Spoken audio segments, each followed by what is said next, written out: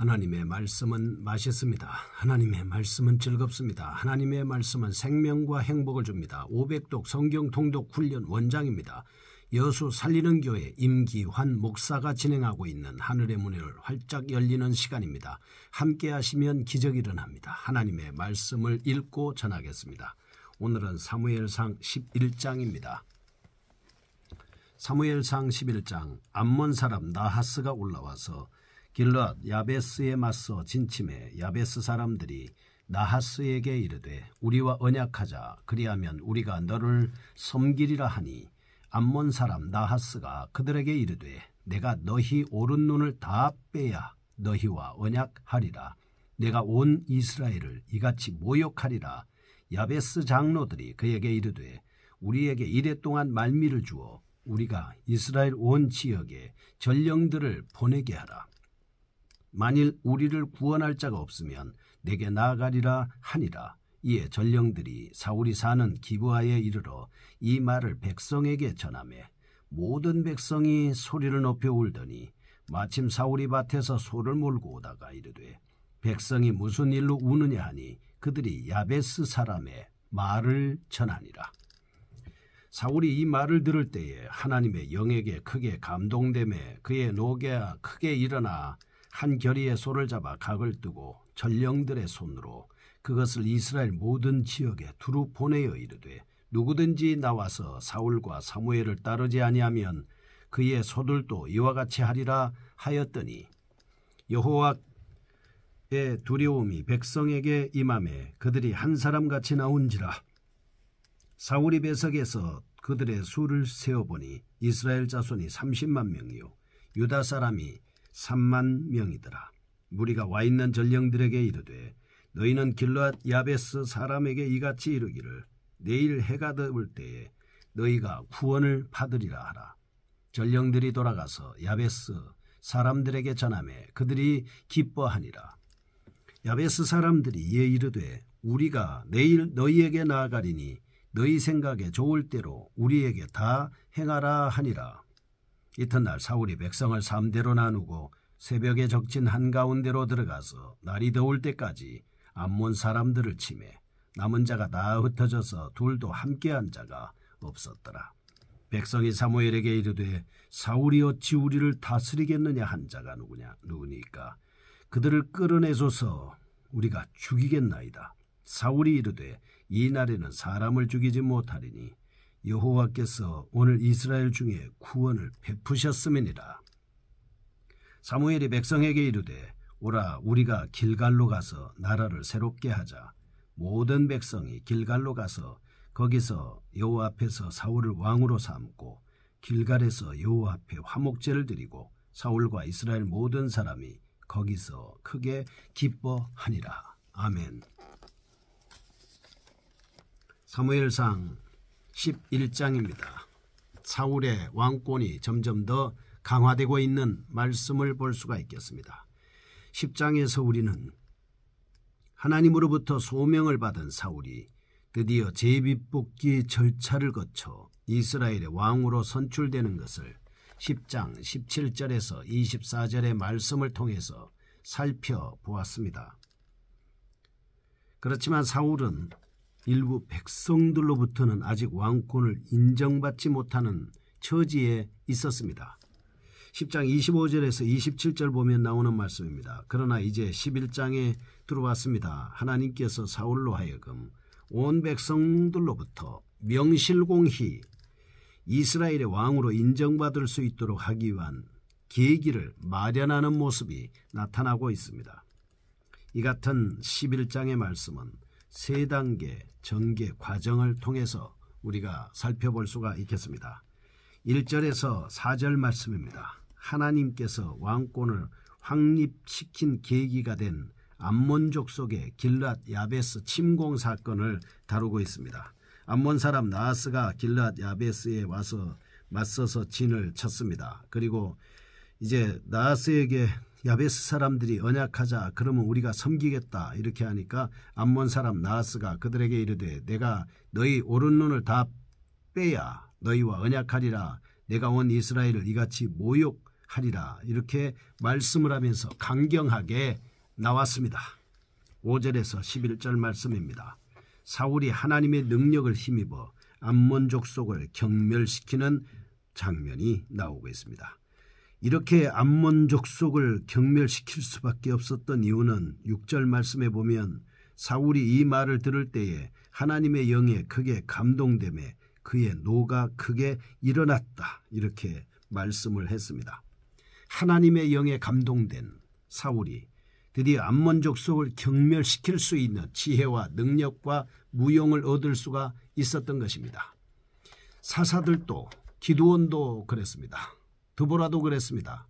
삼손도 그랬습니다. 하나님의 능력을 덧입었을 때 그들은 순간적으로 하나님의 역사를 통해서 전쟁에서 승리할 수가 있었습니다. 여러분과 우리가 세상에 살 수 있는데 승리할 수 있는 방법이 무엇입니까? 하나님의 능력을 입는 겁니다. 예수님을 믿음을 통해서 성령의 충만함을 받을 때 성령님이 우리에게 능력을 주셔서 승리할 수 있게 하십니다. 12절에서 15절입니다. 결과 사울이 모든 백성들로부터 능력 있는 왕으로 인정받는 단계에 들어가고 있습니다. 사실 이 사건이 있기 전까지는 비록 사울이 왕으로 임명은 됐지만 백성들이 그를 열렬히 쫓지 않았습니다. 그래서 고향으로 돌아가서 때를 기다리고 있는 때였습니다. 이처럼 그는 왕으로서 자신의 권리를 애써 행사하려고 들지 않았습니다. 왜냐하면 사울은 그것을 애써 행사하려 할 때 더 많은 부작용이 따른다는 것을 충분히 알 수가 있었습니다. 따라서 당시에 사울은 평소에 군사적 정치적 행동을 적극적으로 하지 않는 그냥 사사와 다를 바 없는 인물이었다 이렇게 볼 수가 있습니다. 그러나 8장에서 보면 이 같은 모습은 하나님께서 바라는 바가 아니었습니다. 비록 백성들의 요구에 따라서 세워진 왕이었지만 하나님께서 이 왕에 세우기로 하신 이상, 그렇죠. 그리고 요구를 수락한 이상 왕다운 왕으로 굳건케 하실 필요가 있었습니다. 이리해서 마침 암몬 족속의 길앗 야베스를 침공하자 하나님께서는 사울로 하여금 분개하게 만들었습니다. 그리하여 사울은 하나님의 능력을 힘입어 침략자 암몬 족속들을 무찌르게 됐습니다. 바로 이 일로 인해서 백성들로부터 인정받는 계기가 됐습니다. 우리가 나중에도 보면 다윗 왕도 말씀이죠. 골리앗을 일거에 격퇴시키는 바람에 이스라엘의 왕으로 인정받을 수 있는 그런 용기와 무용과 구변과 이 모든 것을 준수하게 갖춘 다윗이 될 수가 있었습니다.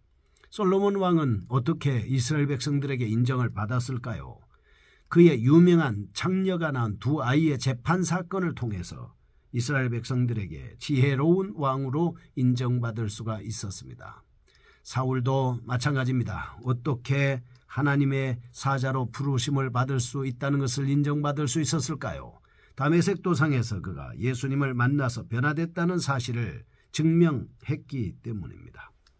이처럼 하나님께서는 하나님이 계획하신 바를 어떤 역경 가운데서도 반드시 이룬다는 사실을 알 수 있습니다. 하나님의 뜻을 이루시기 위해서 때때로 하나님을 대적하는 자들도 하나님께서 그 사람들 통해서 사용한다라고 하는 것을 우리는 알 수가 있습니다. 첫 번째 보겠습니다. 1절에서 4절에 나오는 암몬 족속의 침공입니다. 이스라엘 백성들 모두가 평화를 원할 때 갑작스럽게 암몬 족속이 길앗 야베스를 침공하는 장면이 나오고 있습니다. 야베스 주문들은 우리가 종주권 언약을 맺자라고 1절에서 얘기했지만 암몬 족속은 이런 지하에 2절에서 거부합니다. 일주일간 전쟁 유예 기간을 얻긴 했지만 야베스 주민들은 온 이스라엘의 전력을 급파해 가지고 도움을 호소하는 내용 3절과 4절입니다. 사실 암몬 족속은 본래 이스라엘 백성과 혈연적으로 연관성이 있는 민족 아닙니까? 창세기 12장 4절, 19장 36절에서 38절 말씀에 보면 나옵니다. 그러나 이들은 여러 차례 걸쳐서 이스라엘 백성들을 직간접적으로 괴롭혀왔습니다. 이들이 이스라엘을 쳐들어온 까닭이 무엇일까요? 아마 예전에 사사 입다에 의해서 침략당했다가 참패당한 사실에 대해서 보복하고 싶어서 이렇게 한 것 같다라고 하는 것을 알 수 있습니다. 1절과 2절에 보면 한편 이때 야베스 거민들의 평화조약 체결 요구도 거절한 채 무력 징벌만을 주장을 했습니다. 4절에 그래서 야베스 거민들과 야베스 사람들은 침공당한 사실을 아는 모든 백성들은 울면서 탄식할 수밖에 없었습니다. 이처럼 암몬족 속의 이스라엘에 대해서 강경책을 취한 까닭은 이스라엘이 여전히 부족 동맹의 수준에 있어서 스스로 방어할 만한 결집된 힘을 소유하지 못했기 때문이었습니다. 그러나 이들의 이 같은 침략적 행동 뒤에는 하나님의 놀라운 섭리가 있었습니다. 하나님께서는 이 사건을 하나님께서 세우신 사울의 왕권을 강화시키는 계기로 삼은 것입니다. 실제로 이때 이스라엘에는 그들을 막아낼 아무런 준비도 없었습니다. 만일 야베스가 그들의 수중에 떨어지면 요단 동편의 지파들 전체가 큰 손상을 입게 됩니다. 결국에는 서쪽 지파들에게도 큰 위협일 수가 밖에 없는 것이죠. 하나님께서는 바로 이 같은 위기 가운데 사울로 하여금 백성들을 구원케 하시고 왕권을 강화시켜주는 계기로 삼으셨습니다. 이 같은 사실을 통해 어떤 사건의 배후에도 반드시 하나님의 섭리가 작용하고 있다라고 하는 것을 우리는 깨닫게 됩니다. 하나님의 생각, 우리 생각보다 높습니다. 하늘이 땅보다 높은 같이 하나님의 생각은 우리 생각보다 높다고 이사야 55장 8절에서 9절에 말씀하고 계십니다. 두 번째, 5절에 11절 암몬 족속 격퇴. 길르앗 야베스 주민들이 처한 위기 상황을 전해들은 사울 병사들 모집합니다. 암몬족을 물리치는 장면을 네 구분으로 나눠볼 수 있습니다. 첫 번째, 5절입니다. 사울이 마을 사람들로부터 암몬족의 길르앗 야베스 침공 소식을 전해 듣고 있습니다. 둘째, 6절입니다. 사울이 하나님으로부터 능력을 받는 장면입니다. 셋째, 7, 8절입니다. 사울이 온 이스라엘 백성을 소집합니다. 9절에서 11절, 넷째입니다. 사울이 지혜롭게 암몬족을 격퇴시키는 장면이 나오고 있습니다. 암몬족이 길르앗 야베스를 침공한 때는 사울이 고향에서 가정이 생계를 꾸려나가면서 하나님께서 자신을 높이실 때를 기다리고 있던 때였습니다. 그러던 그에게 이제 하나님께서 놀라운 능력을 주셨습니다. 능력에 따라서 사울은 능히 암몬족 속을 격퇴할 수가 있었습니다. 이런 본문에서 우리는 유념해야 합니다. 사울이 군사를 모집함에 있어서 그 전에 레위인이 사용했던 독특한 방법으로서 온 이스라엘 백성들을 7절에 보면 소집한 것입니다. 또한 그 과정에서 그가 신정 왕국에서 특별한 위치를 점하고 있던 선지자 사무엘의 이름을 7절에 보면 앞세우고 있습니다.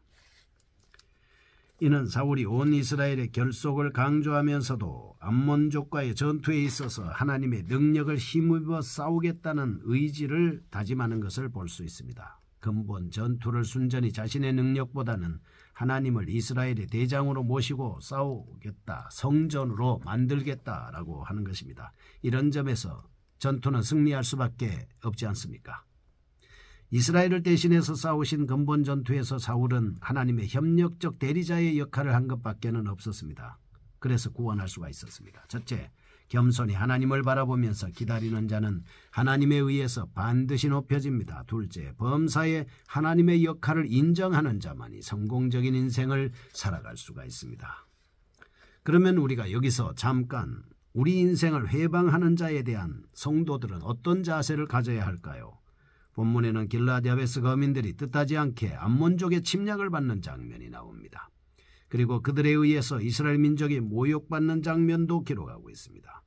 이 경우에 이스라엘이 마땅히 해야 할 바는 이스라엘 백성들이 자신들을 대적하며 궁극적으로 하나님을 모독하는 행위를 한 암몬족들의 패역을 응징하는 것입니다. 그렇다면 이와 달리 우리가 이 세상을 사는 개인적으로 부딪히는 회방자들에 대한 자세를 어떻게 하면 좋겠습니까? 나를 회방하는 사람, 위에서 우리는 하나님의 말씀으로 축복하고 기도하고 그런 너그러운 마음, 관용하는 마음으로 완벽하게 준비해서 믿음으로 넉넉히 이길 수 있는 자세를 가져야 되겠습니다.